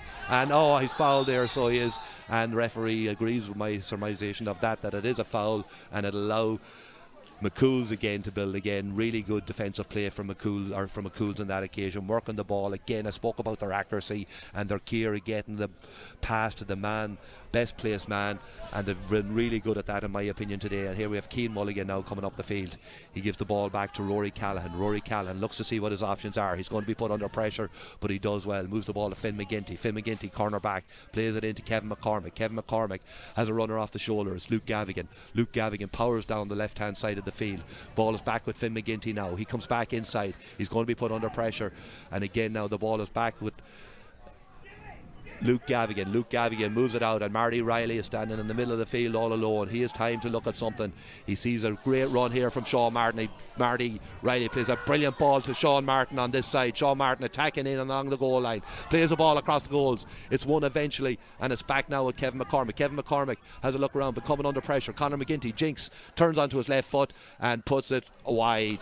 Unfortunately just sails to the left and wide, but again some really good incisive play from McCool's on that occasion, and on this occasion the kick out is quick from Oisín Cannon, and St. Michael's are back in possession. And interesting to see Marty Riley's kind of stepped out into that kind of 11 space or into the pocket, and he's dictated a few attacks there now, scored a point, set up that effort, and he's just showing his experience there at centre half forward now. Yeah, and Marty seems to be really growing into the game. I know he hasn't played a huge amount of football this year, but he seems to be really growing into the game, as you say, coming out, himself and McGinty kind of playing that quarterback role, making himself available for that out ball when they are put under pressure. But in any case, it's Michael McGinley standing over free here. The referee is taking the name of the left half back for McCool's, Fitton Griffin, for an over robust challenge on that occasion. There wasn't too much in it. The game has been played in a fairly good spirit, so it has the whole way through. And I think these new rules are taking a lot of maybe the combustible aggregate. Yeah, even the rule with the free where you have to hand the ball straight back, it stops an awful lot of the nonsense, Brendan, that used to be going on. So look, St. Michael's are in big need of a 2-pointer or a score of some description here. Yeah, we're nearly 18 minutes into the second half. There's a big punt up in the air, but again that's tailing high and wide, and poor effort on that occasion. again, what you see teams do in situations like this is maybe forcing it where they know that certainly to get 2-pointers, and you see a bit of that, and when they go wide it can suck the life out of that challenge. So and in fairness to Daniel McLaughlin and to Colin McFadden in the middle of the field, they are really carrying the fight for St Michael's, but they just don't have a huge amount of help, to be honest. And here we've got a repeat of what happened in the first half, so it's going to be the opportunity of a one, but I wonder, do St Michael's have the option of taking this out for a 2-pointer? No, I don't think they do. I don't think you can do that when it's in there. Daniel McLaughlin's actually asking the question. No, it'll be just a 1-point free. Daniel want to get this into his hands, kick it over the bar as quick as possible with the clock running the way it is, coming up on 19 minutes into the second half. Currently it's McCool's 15 points, St Michael's 4 points, and now that makes it St Michael's 5 points. So a 10-point lead as it was at half time. We expected Michael's to make inroads into this lead. They haven't been able to do so as of yet. And Daniel McLaughlin, in fairness to him, he's kicked 4 points in the second half for St Michael's. He's had 2 wides as well and 1 drop short, so he's really having a go, but he's not having much help up there, to be honest, Brennan. So Owen Gallant stands over the kick out, kicks it high and long out in the middle of the field to be contested. Who's going to win this break? It's in St Michael's hands. I'm not Colin sure McFadden who it is. has it. Brilliant Colin work McFadden, by him. Yeah, working hard in the middle of the park there to get his hands on ball and to get St Michael's on the front foot. It's played out to the wing here, so it is, and it's number 17, Eddie O'Reilly. Eddie O'Reilly plays it back to that's a bad tackle by Cian Mulligan. And the ball is kicked out and it's gone over the line. It's a line ball to McCool's. That was a kind of funny challenge that went in on. Yeah, I think he lost his footing, but St Michael's player there. Cian Mulligan lost his footing. Didn't see anything wrong with it. Wave play on. We're beginning to get a nod splatter of rain here. Hopefully we don't get it too heavy because we're sitting outside the stand and our notes and everything is going to get soaked if the rain does come. But it's been dry, overcast. Conditions have been fairly good so far. Yeah. And 10 minutes left to play now, so St Michael's have gone with a high press here, and this is again, as I say, this is kind of picking your poison. Do you go after them up the field? And you have to at this stage, so they have nothing to lose at this time. No, and Sean Martin does really well, picks out Fitton Griffin on the far side of the field. So, obviously St Michael's a committed men to this side of the field to put the press on to try and get that turnover, but they're now in a position, Michael's, where they have to defend in the hand of the ball again of Marty Riley, who linked up again with Kevin McCormick. His ball is back with Chad McSorley, and he turns over left foot and puts it over the bar, and that's what McCool's have been able to do. They've been able to punish St Michael's anytime they get the ball and on their counter-attacks. They move the ball at such pace up the field, and on that occasion it was Chad McSurley for his first point of the day. And again Martin O'Reilly with an assist there, so he's having a big influence in the second half. Fenton Griffin stands brilliantly in front of his man, wins the ball in the middle of the field and gets the ball back into possession of McCool's with Luke Gavigan driving forward now. He has Conor McGinty for support. McGinty plays a lovely kick pass into Jamie Keegan. Jamie Keegan jinks in and out, has a pot with his left foot, has a brilliant pot with his left foot, and that's gone over the bar for another score. Jamie Keegan, another player having a really fine game, playing centre half forward for McCool's today, but again, brilliant work from Conor McGinty, moving the ball to Jamie Keegan, jinks one way and puts it over the bar, Hugh. Yeah, and in fairness, I suppose, a man we haven't mentioned much, but Fenton Griffin's had a super game for McCool's as well, got an awful lot of possession, winning kickouts there, getting turnovers as well. He's had a big game at 7 and that's him competing for that kickout again. Yeah, and you're right, he's got an awful lot of ball, and he just stepped in front of the St Michael's men at that stage, who seem to be waiting for the ball. That's a pull on the jersey now. Colin McFadden goes all the way, hits the butt of the post again. He had the advantage of the free. To be fair to the referee, he let him run that advantage, but the ball hit the butt of the post. They seem to be fond of that of them uprights today, so they are, because that's the third time they've hit the upright. But there was definitely a foul there, a pull of the jersey for a good while. Look, Gavigan was just going to be more than content to concede again a 1 point free in there. So Eddie O'Reilly looking to see is there an option for a quick one, but there's not. Referee takes, is it Luke Gavigan's name, and brandishes a yellow card to Luke. Luke will be okay, he'll be happy to take that, because there was a risk of a goal, and a goal, while it's still a 12-point game, a goal would give St Michael's some sort of hope going into the last kind of 7 or 8 minutes, but you just have to think that McCool should be able to close that out. Daniel McLaughlin kicks that free over the bar, very simple free, and it's now 17 points to 6. Owen Gallen puts the ball on the tee for a kick out, and again, just looking at the numbers in terms of kickouts in this half, even McCool's have won half of St Michael's kickouts, and it's been a big issue for St Michael's today. And this McCool's team, if they get their hands on enough ball, Brendan, they're going to hurt you, because they've just so many good footballers around the park. They have indeed, and they've been able to get, that's the whole thing about it, they've been able to get their hands on loads of ball today, but not on this occasion. On this occasion, it's St Michael's that come out with the ball, and it's Patrick O'Neill moves the ball to Carlos O'Reilly. He throws one up on the air, and that's just going to drop over the bar. A brilliant score from Carlos O'Reilly, and that's what we were expecting more of from St. Michael's in the second half. Have they left sort of kicking these kind of points? Is it too little, too late? You'd have to ask yourself. But what, it's a 9-point game from a 12-point game a couple of minutes ago. Yeah, and look, I've seen games this year go south very quickly for a team, but St. Michael's are putting serious press on now, and they've got serious energy here, so if they can win this kick out, you never know what would happen, Brendan. The ball is again contested out the middle, hop up the middle, and it's Colin McFadden who comes away with it. This is better from St. Michael's. This is better. Colin McFadden runs through, breaks the first tackle, breaks the second tackle, twings it over with his left foot for another score from Colin McFadden. You can't say he's lacking in effort today. He's certainly working awfully hard in the middle of that park for St. Michael's. So we now have 17 points to 9. Well, he won a breaking ball there, drove 30 yards and kicked a score off his weaker left foot. Brilliant play by Colin McFadden. Been really impressed with him today, Brendan. Yeah, he's shown great fighting, and you expect that from St. Michael's. You know, St. Michael's are a really dogged team, very hard to beat down here. I'd say you could count in your hand the amount of times that they've been beaten down here over the years in championship football, and you know they have struggled. They have been unlucky in a number of attempts, but they are trying to show a bit of that now. So they are, and again they win this kick out. It's McFadden in the again. Hands of Colin McFadden. He kicks it out here to Patrick O'Neill. Patrick O'Neill plays the ball to Michael Cannon. Michael Cannon back to Colin McFadden. Colin McFadden looks up, sees what his options are, plays it across to a centre half back, Stephen Dokes, plays it out far to the wing on the far side. St. Michael's in possession, looking to see can they get another 2-pointer on the board. It's Michael Cannon, puts it up in the air. That one looks as if it's tail and right, and it's gone wide. Eddie Riley did everything in his power to try and keep it in play, but it has gone wide. Yeah, and looked a bit disappointed with that because there just seemed to be a bit of momentum coming with them. But again, the ball's gone dead. If they can get their hands in the kick out, that's what it's all about.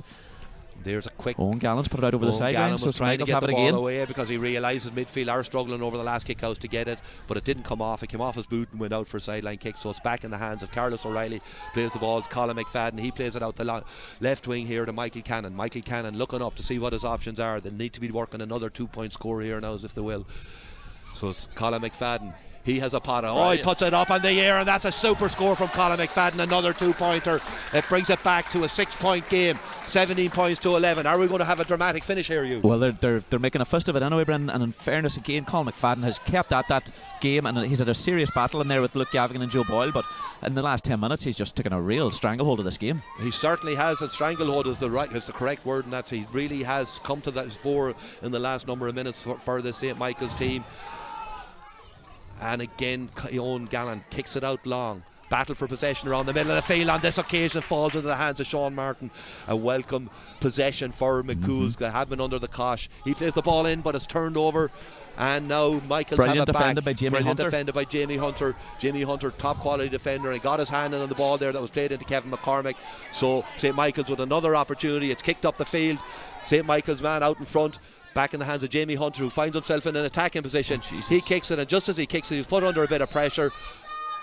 It's a poor choice by Jamie Hunter after a brilliant bit of defending on the other side of the field. They just wanted to work that to one of their shooters. Yeah, the ball is back now with McCool's. It was an opportunity for St. Michael's to bring it back to a 4-point game, which would have made, I'm sure, them very nervous. But now they've an attack on, so they have it as Kevin McCormick moves the ball through the hands. It's back to Jamie Keegan, and Jamie Keegan, it hits the butt of the post. Hits the butt of the post. What an effort from Jamie Keegan. The referee had been playing advantage, has his hand up for a free, and this will be an opportunity to get a point on the board for McCool's to arrest that kind of rejuvenated St. Michael's comeback. Yeah, because St. Michael's have scored 6 on the bounce there, and it's just McCool's got a great turnover from Jamie Hunter dropping the ball short. So they've punished every time St. Michael's have done something silly up front. We've another sub here now. It's young Sean McMenamin that's coming onto the field in place of, I thought it was Marty Riley that was going off, but he's only coming over for instructions. Yeah, I think you'll be leaving Marty on the field at this stage. I think Aaron Kelly's already gone off, so we'll just see who steps off now. Sean McMenamin, a very smart footballer, can play either in the forwards or the backs. And I see Sean Breen also lining up here to come on. It's Chad McSurley that's coming off for Sean McMenamin, who had been out injured a lot of the year. Sean McMenamin, so it's good to see Sean back. And now we have Sean Breen coming into the game.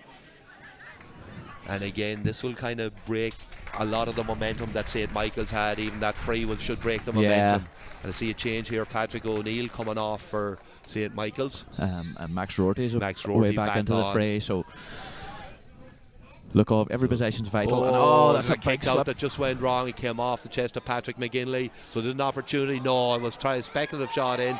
It's fallen, and again St. Michael's deal, but they left their supporters very nervous in the stand here because it was a bit sloppy from him, and that's what I was saying about McCool's. They were very accurate in all they were doing earlier on in the game, where them kind of mistakes can put you under pressure. But now we have Daniel McLaughlin driving up the field. He runs into the challenge of 2 or 3 McCool's. I thought that was harsh. I thought the ball was carried into contact.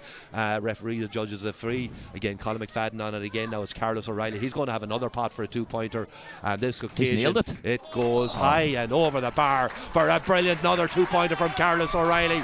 He goes up and hits Sean Martin and flaps his hair. We're back, so we have a 5-point game. Brilliant score from Carlos O'Reilly, a second in the last few minutes. Absolutely superb score, and this was a spirited comeback from St. Michael's. But is it a case of too little too late? With 29 minutes on the clock, it's 18 points to 13, 5-point game, Hugh. Yeah, and I think that is the thing, Brendan. They left it till nearly the 20th minute of the half to really get going, and if we'd seen this a little bit earlier, they'd have to have McCool's in the ropes here, but I think the clock's their enemy now, isn't it? Clock is their enemy now, so it is. And you know, we spoke about the experience of this St. Michael's team, and they're certainly showing that by working their way back into the game. But will the youthful enthusiasm of McCool's be able to keep them out for another couple of minutes?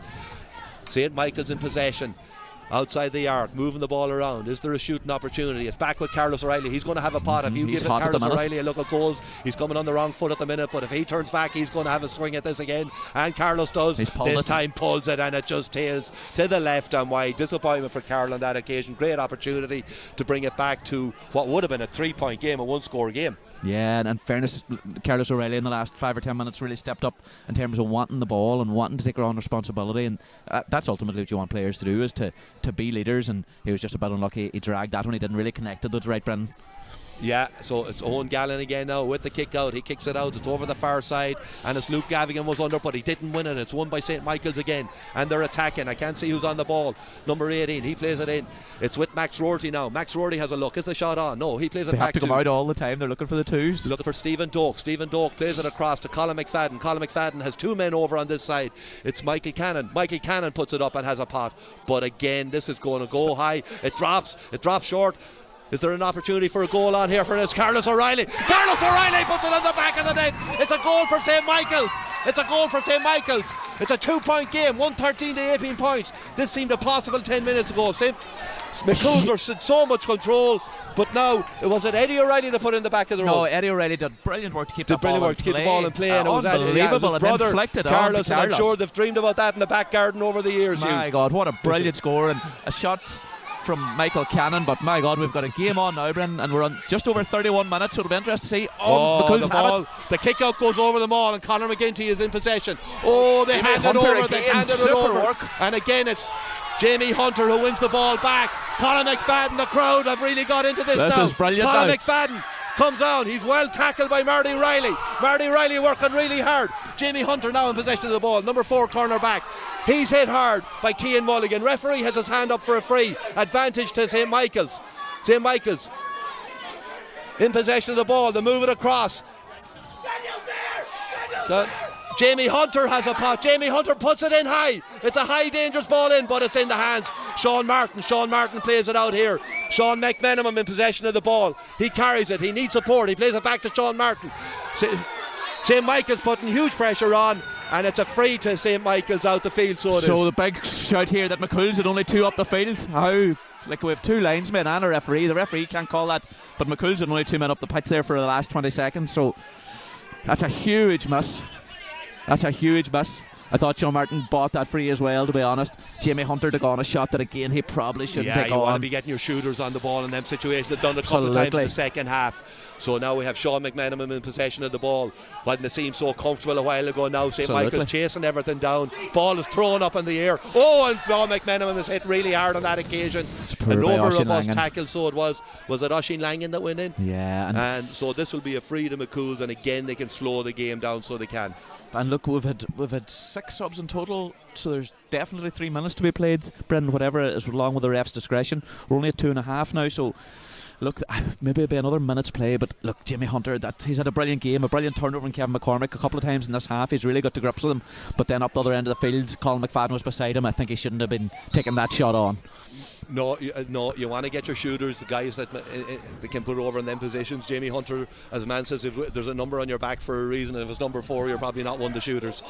This is a great. So the referee has now blown the final whistle. Now blown it just played the 33 and no more. 33 minutes played, and McCool's have come out victorious on a scoreline of 18 points to 113. And what an exciting battle we had in the end here, when it all seemed to be done and dusted with about 10 or 15 minutes to go. McCool's were in total control, but what a spirited comeback that has been from St. Michael's. They really came back at you and asked serious questions of McCool's, who did just about enough to hold on. Yeah, and St. Michael's, Daniel McLaughlin got their first few scores of the second half, but with 20 minutes gone in the half, it wasn't really happening for them. And in fairness to Carlos O'Reilly and Colin McFadden, they stepped up with some brilliant scores. Eddie O'Reilly kept the ball in near the end, fed Carlos for a goal, and look, they had another possession after that, and they'll be disappointed, and look, they'll be a wee bit annoyed. I think they feel that there was a breach of the 3-man up rule in that last play as well, where Sean Martin won a free. So look, a brilliant game of football, Brendan, really exciting, and some brilliant skill as well from McCool's in the first half when they're playing more off the cuff stuff. Yeah, there was some fantastic football, and you look, I thought in particular, the likes of Carlos O'Reilly really stepped up. 2 huge 2-pointers when they mattered, but they were just that bit maybe too late coming through you. And that man in the middle of the field, Colin McFadden, he really stood up and took the game to St. Mike or to McCool's on his own when all seemed lost, and they really threatened them in the end. But you'd have to say over the course of the hour, I felt the McCool's were the better team, played some delightful football, some of the way they played. Perhaps showed a bit of an experience towards the end by allowing St. Michael's into it, but they'll learn from that. They get their win down here, takes a bit of the pressure off. They go into play Glenswilly at home next week, so they'll be really happy to get the win today. Yeah, I think Gary Wilson will be delighted with that. They showed their quality for the first 50 minutes, and then the pressure came on and they just about withstood it. But that's a real character building result there in terms of championship football coming down to the bridge, Brendan. And I think it's a bit of a statement result for McCool's. It allows them to go into next week's game against St. Michael's. Both teams have won, so there's not as much pressure on. And look, I think for St. Michael's there'll be serious questions of why they didn't bring the energy that they brought in the last 10 minutes for at least the second half when they had the elements, allowing McCool's to keep the possession for 4 or 5 minutes at a time there. I think St. Michael's will have big regrets from that, Brendan. Yeah, they will. They'll certainly look back and think, that maybe, if they stepped up quite earlier in the second half, it was there to be won. We saw, under these new rules, how quick a 10-12 point lead can be just shattered, so it can, and that's exactly what happened there.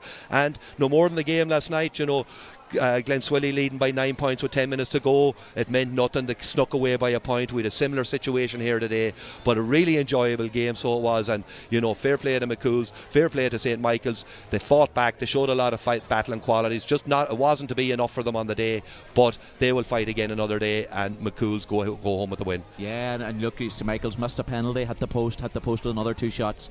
There's a lot of things they'll take out of that game, but a brilliant game of championship football. The conditions were probably as good as you get down here for a game, and a really enjoyable Irish football, Brendan. Fantastic, yeah, brilliant. We'll try and go and get some of the players now to have a quick word with, so we will. But enjoyable game, and thanks for your help, Hugh, today. Cheers, Brendan. Yeah.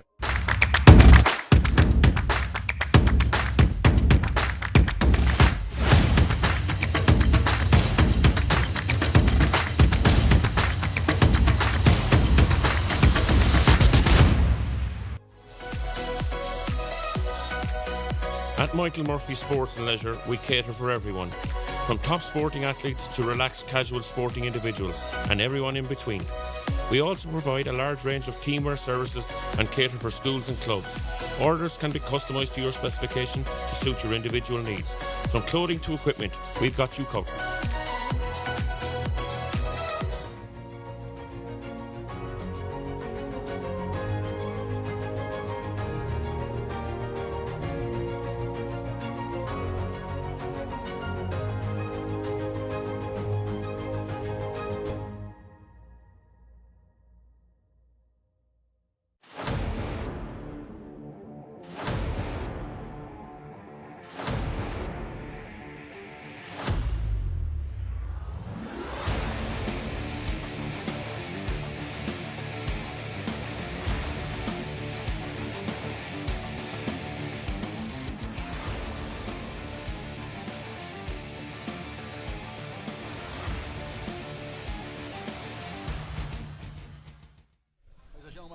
Kevin McCormick. Oh, yeah. Polly. Inside corner. Yeah.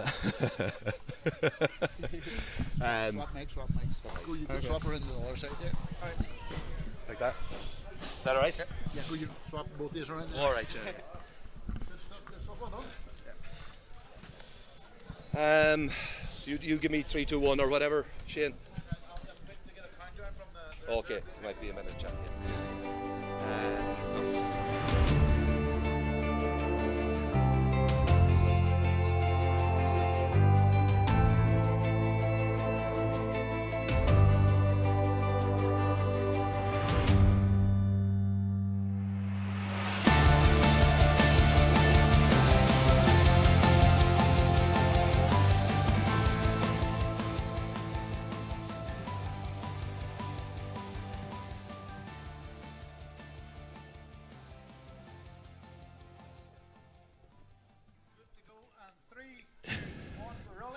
And I'm joined here by Kevin McCormick, the diminutive corner forward for Cumhaills today. Scored 4 points, shown really well, particularly in the first half. Kevin, you must be happy to come down here and leave with the win under your belt. Yeah, definitely happy. Coming down to the bridge is always going to be tough, and obviously we were expecting Langan to show up. There was rumours he was going to be playing, but when we seen him not in the warm-up, we knew we were in with a good chance. And obviously we started really well, 10 points up at half time, but we knew Michaels were going to come with something in the second half, and they definitely did that. Yeah, listen Kevin, you said it there yourself, so it was a fantastic first half. Some of the football that you played in the first half was absolutely exceptional, between moving the ball quickly through the hands, using your pace, and Sean Martin kicking lovely ball, Conor McGinty kicking lovely ball in front of you, out in front of your man. But you go in at half time, you're 10 points up. What are your thoughts coming out in the second half? Yeah, obviously we played good football in the first half, but even myself, I came in at half time and said we give up 2 goal chances as well. Yeah. They missed a penalty and they hit the post after that, so although we were playing good football, we knew that we weren't going at 100% really, and we came out in the second half. We started actually quite well, kept the ball, and then they just came very, very hard with the last 10 minutes, so yeah. And how did you feel as a corner forward when there's not an awful lot you can do about it in that last 10 minutes, Kevin? When that onslaught was coming, what was the feeling going through for yourself and going through the team? Yeah, it's really annoying. I suppose with the new rules, the way you have to stay up, even if David Clifford was in there for us for the last 10 minutes, the ball isn't coming up, there's not much you can do, so you kind of just have to watch and hope that you win a kick out and then you just control the game. And to be fair, I think Luke caught a kick out and Sean McMenamin came on, showed really well, and we kept the ball in the end, so I was really, really happy with that in the end up. Yeah, and listen, you are obviously a very young team, a lot of quality young players coming through there, and Gary Wilson, your manager, has done a great job. You seem to be in good shape physically, so lovely start to the championship. Will you be happy to take the win and move on to the next game now, Kevin? We have Glenswally next again. It's going to be a tough one. I'd say Murphy and Gallen will be back, so it's two big bonuses for both teams. But definitely it'll be a challenging game. They beat us last year down in Glenswally, so we're looking forward to it, definitely. Yeah, well, listen, Kevin, I appreciate you coming up and having a few words with us. Congratulations on the win today and a fantastic game yourself on the inside forward. Thanks, Brendan. Good man, Kevin. Thank you. Cheers.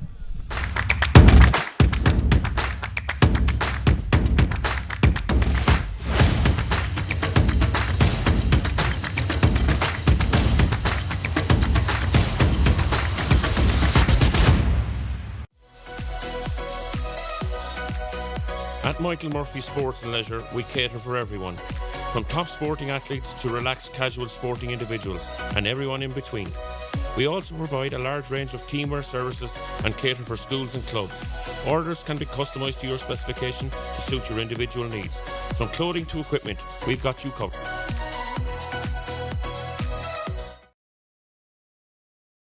Set up. There's a runner coming in here now. Jamie Keegan wins the ball back, and Jamie Keegan gets the first score. McGinty spreading a lovely ball across to Sean Martin. Sean Martin has a look at the post and kicks a massive score for a big it's a 1-pointer there. Luke Gavin on the ball, he plays it to Martin O'Reilly. Martin O'Reilly back to Conor McGinty. He plays a shot from the outside of Bud, and what a score that is from Conor McGinty. Finton Griffin back to Jamie Keegan. Jamie Keegan over the bar with his left foot. Textful here. Will he go for a goal? He gives the ball to Kevin McCormick. Kevin McCormick just decides then to tap it over the bar. McCormick, who finds Sean Martin. He tears through on a fabulous run through the heart of the St. Michael's defence and fisted over. Auckland takes 5 steps back, 6, 7, 8. Looking down, has a look. Oisín Owen Gallen to beat with his left foot. He steps up to it and he puts it. It hits the upright and it comes out. It hits the upright and it comes out. Breeze are against that breeze. It's really tough on Oisin Cannon, and McCool's are putting a squeeze on. And when you see a keeper up the field, so it is. This ball is played in front of Colin McFadden. Colin McFadden takes the ball. The pitch is open in front of him. Daniel McLaughlin has made a run too. Colin McFadden pits the ball low and it comes off the post again. I think it was a combination of a save and a post. It comes off the butt of a post. No, so they've really scored down in the score, or slowed down in the scoring stakes. That's been passes off to Kevin McCormick. Kevin McCormick looks up, has the ball, gets the ball onto his right foot, comes back in outside and puts it over the bar for a really good defending there from Conor Griffin. But this occasion, Carlos O'Reilly gets away. Carlos O'Reilly, and he takes the right option. Looks at the post. Another look at the post, puts it up. This left boot of his goes up and he puts it over and it goes straight over. Not back to Joe Boyle. And Joe Boyle making a deep run. Wasn't sure about the 3 up. It allowed Keane willing to get that extra step, and now it's Jamie McKeegan inside the D, and brilliant score over the bar from Jamie. That's a brilliant rule, because you can't go back to the keeper in open play, but then a thing like that, it seems a bit of a... And here Daniel McLaughlin stands over the free left foot. You'd expect Daniel to put over this very simply to give the ball off. The ball is now with Kevin McCormick. He gives it back to Marty Riley. Good play this from McCool's. Can they get a score at the end of it? Marty Riley gets the ball and puts it half. Currently it's McCool's 15 points. St. Marty Riley, who linked up again with Kevin McCormick. His ball is back with Chad McSorley. McGinty plays a lovely kick pass into Jamie Keegan. Jamie Keegan jinks in and out, has a pot with his left foot, has a brilliant pot with St. Michael. Some sort of hope going into the last kind of 7 or 8 minutes, but you just have to think Patrick O'Neill moves the ball to Carlos O'Reilly. He throws one up in the air and that's just going to drop over the bar, and brilliant score through. Breaks the first tackle, breaks the second tackle, twings it over with his left foot for another 2-point score here now, as if they will. So it's Colin McFadden.